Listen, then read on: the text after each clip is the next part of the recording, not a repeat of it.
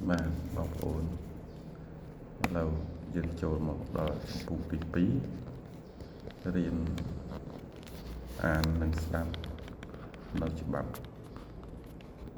រដ្ឋធម្មនុញ្ញដែលជាច្បាប់ជាតិរបស់យើងហើយខ្ញុំក៏សូមអភ័យទោសផងដែរនៅកំហុសខុសឆ្គងក្នុងការអានបើមានលើសលុះខ្វះខាតនៅអក្ខរាវិរុទ្ធនៅត្រង់ណាមួយសូមបងប្អូនខន្តីអភ័យទោសព្រោះពាក្យចាស់ពោលថាដំរីជើងបួងគង់តែមានផ្លាត់អ្នកប្រាជ្ញចេះតតគង់មានផ្លេចហើយខ្ញុំបាទនេះក៏មិនចេះអ្នកចេះជ្រៅជ្រះដែរគ្រាន់តែអាចអានអក្សរដាច់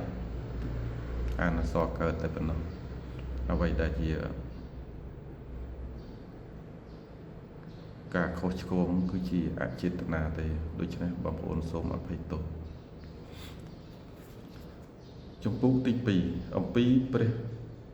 មហាក្សត្រមាត្រា7ព្រះមហាក្សត្រកម្ពុជាទ្រង់គ្រងរាជសម្បត្តិប៉ុន្តែទ្រង់មិនកាន់អំណាចឡើយព្រះមហាក្សត្រទ្រង់ជាព្រះប្រមុខរដ្ឋមួយជីវិត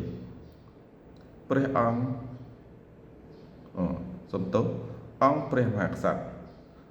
មិនអាចនរណារំលោភបំពានបានឡើយមាត្រា8ព្រះមហាក្សត្រព្រះអង្គទ្រង់ជានិមិត្តរូបនៃឯកភាពជាតិនិង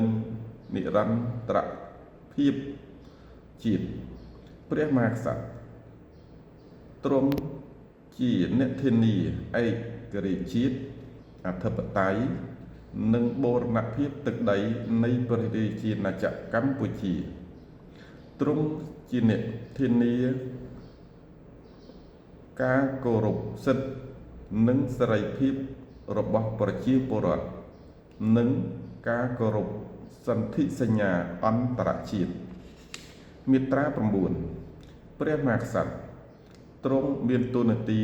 ខ្ពង់ខ្ពស់ជាអាជ្ញាកណ្ដាលដើម្បីធានាការប្រព្រឹត្តទៅនៃអំណាចសាធារណៈឲ្យមានភាពទៀងទាត់មាត្រា10របបរាជានិយមកម្ពុជាជារបបជ្រើសតាំងព្រះមហាក្សត្រទ្រង់មានព្រះរាជអំណាចចាត់តាំងព្រះរាជទាយាទសម្រាប់គ្រងរាជសម្បត្តិសំទោសព្រះរាជរបបរាជានិយមកម្ពុជាជារបបជ្រើសតាំងព្រះមហាក្សត្រទ្រង់ឥតមានព្រះរាជអំណាចចាត់តាំងព្រះរាជទាយាទសម្រាប់គ្រងរាជសម្បត្តិឡើយមាត្រា11ថ្មីក្នុងករណីដែលព្រះមហាក្សត្រពុំអាចបំពេញព្រះរាជភារៈជាព្រះប្រមុខរដ្ឋបានដោយធម្មតាដោយព្រះអង្គទ្រង់ប្រឈួនជាទម្ងន់មានការបញ្ជាក់ដោយក្រុមគ្រូពេទ្យជំនាញជ្រើសរើសដោយប្រធានព្រឹទ្ធសភាប្រធានរដ្ឋសភានិងនាយករដ្ឋមន្ត្រីនោះប្រធានព្រឹទ្ធសភាបំពេញភារកិច្ចប្រមុខរដ្ឋជំនួសព្រះអង្គក្នុងឋានៈជាព្រះរាជានុសិទ្ធិក្នុងករណីដែលប្រធានព្រឹទ្ធសភាពុំមានលទ្ធភាពបំពេញភារកិច្ចជាប្រមុខរដ្ឋជំនួសព្រះមហាក្សត្រក្នុងឋានៈជាព្រះរាជានុសិទ្ធិពេលព្រះអង្គទ្រង់ប្រឈួនជាទម្ងន់ដូចមានចែងនៅក្នុងវគ្គខណ្ឌខាងលើប្រធានរដ្ឋសភាជាអ្នកបំពេញភារកិច្ចនេះក្នុងតំណែងប្រមុខរដ្ឋជំនួសព្រះមហាក្សត្រក្នុងឋានៈជាព្រះរាជានុសិទ្ធិនេះអាចនឹងដូរឥស្សរជនផ្សេងទៀតក្នុងករណីដូចចែងដែលបានចែងក្នុងវគ្គខណ្ឌខាងលើតាមឋានានុក្រមដូចតទៅ កអនុប្រធានទី1ព្រឹទ្ធសភាខ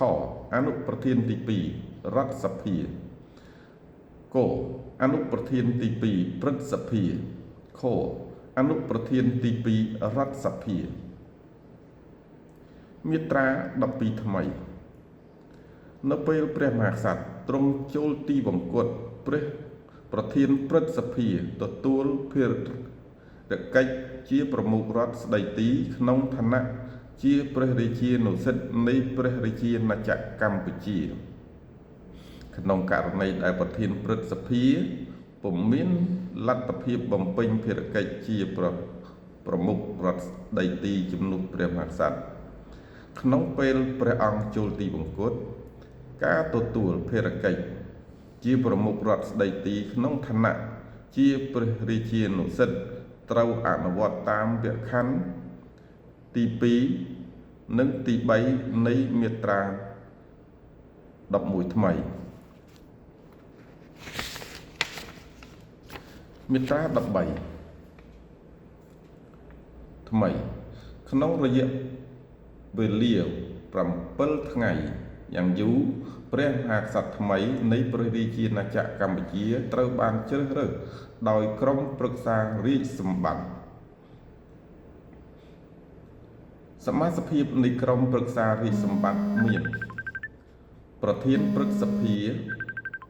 ប្រធានរដ្ឋសភានាយករដ្ឋមន្ត្រីសម្ដេចព្រះសង្ឃរាជគណៈមហានិកាយនិងគណៈធម្ម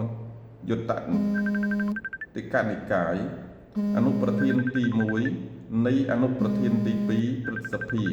អនុប្រធានទី1និងអនុប្រធានទី2នៃរដ្ឋសភាការរៀបចំនិងការប្រព្រឹត្តទៅនៃក្រុមប្រឹក្សារាជសម្បត្តិនឹងមានកំណត់ក្នុងច្បាប់មួយ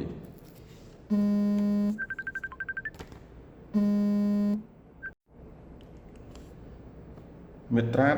14ត្រូវបានជ្រើសរើសជាព្រះមហាក្សត្រនៃព្រះរាជាណាចក្រកម្ពុជាសមាជិកនៃព្រះរាជវង្សានុវង្សខ្មែរដែលមានព្រះជន្មាយុយ៉ាងតិច30ព្រះវស្សាហើយដែលជាព្រះរាជមច្ឆាញាតិនៃព្រះមហាក្សត្រអង្គឌួងឬ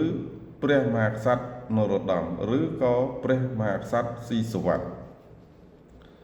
មុនចូលក្រងរាជសម្បត្តិព្រះមហាក្សត្រទ្រង់ថ្លែងសច្ចាប្រណិធានដោយមានចែងនៅក្នុងឧបសម្ព័ន្ធទី4មាត្រា15ព្រះជាយានៃព្រះមហាក្សត្រមានព្រះរាជឋានៈជាព្រះមហេសីនៃព្រះរាជាណាចក្រកម្ពុជាមាត្រា16ព្រះមហេសីនៃព្រះរាជាណាចក្រកម្ពុជាពុំមានព្រះរាជសិទ្ធិធ្វើនយោបាយទទួលតួនាទីជាអ្នកដឹកនាំរដ្ឋឬជាអ្នកដឹកនាំរាជរដ្ឋាភិបាលឬទទួលតួនាទីរដ្ឋបាលឬនយោបាយឡើយព្រះមហេសីនៃព្រះរាជាណាចក្រកម្ពុជាទុកព្រះរាជកាយពលបំពេញព្រះរាជភារៈបម្រើប្រយោជន៍សង្គមមនុស្សធម៌សាសនានិងជួយព្រះមហាក្សត្រក្នុងព្រះរាជកាតព្វកិច្ចផ្នែកពិធីការនិងការទូតមាត្រា17ប្រការដែលព្រះមហាក្សត្រទ្រង់គ្រងរាជសម្បត្តិប៉ុន្តែទ្រង់មិនកាន់អំណាចឡើយហើយដែលមានចែងនៅក្នុងវគ្គខណ្ឌទី1នៃមាត្រា7នៃរដ្ឋធម្មនុញ្ញនេះមិនអាចសុំកែប្រែបានជាដាច់ខាតបាទបងប្អូនហើយសូមស្នំពរដោយសារអស់ពេលវេលាចឹងសូមត្រឹមមាត្រាទីមាត្រា17សិនបាទសូមអរគុណហើយខ្ញុំជឿជាក់ថាបងប្អូននៅតែទុកឱកាសខ្លះដើម្បីស្ដាប់នៅច្បាប់រដ្ឋធម្មនុញ្ញព្រោះតែច្បាប់នេះ